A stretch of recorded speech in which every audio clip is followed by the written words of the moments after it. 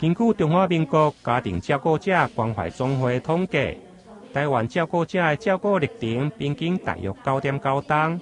每天平均照顾时间超过13点钟。长期落来，容易影响家己身心的健康，甚至厝内人的关系甲社交关系。因此，奇美医学中心对今年3月份透过家庭照顾者的支持性服务，提供心理的关怀、家庭访视、加疏压的活动等，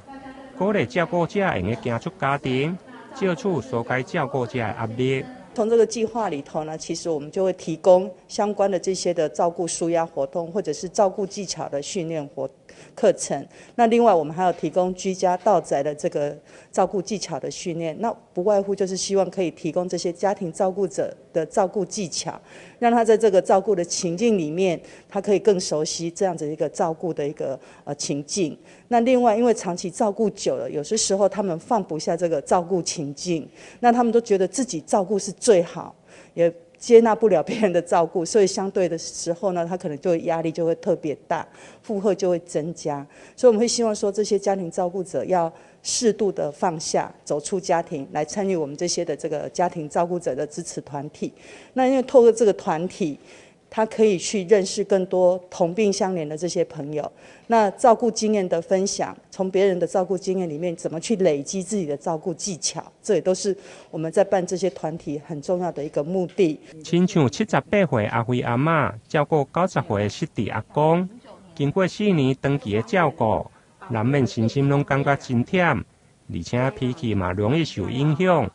伫咧参加照顾者的支持性服务以后，才豆豆拍开心结，互家己的脾气变好。改变足多啦，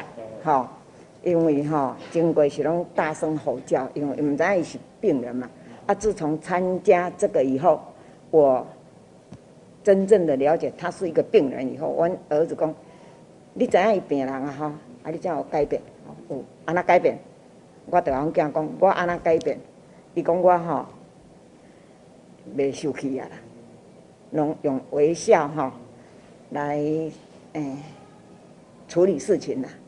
来给他转移他的注意力啦。伫奇美居家服务中心护理师、甲社工以及心理师的带动，照顾者服务计划到今年11月，总共办理超过30场的疏压活动甲轻旅行，